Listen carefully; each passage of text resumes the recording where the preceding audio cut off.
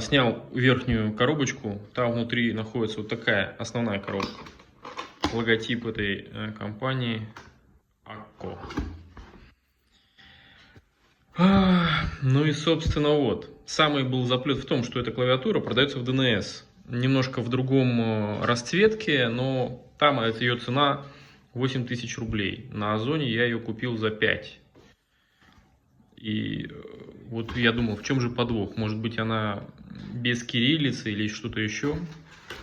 С комплектацией, кстати, вот такая штучка, чтобы закрывать клавиатуру от пыли. Вот сама клавиатурка, но это мы чуть позже посмотрим. И вот то, что у нас идет в комплекте. Вот такая вот коробочка. Блин, оказывается, распаковщиком быть не так просто. Тут столько всяких нюансов.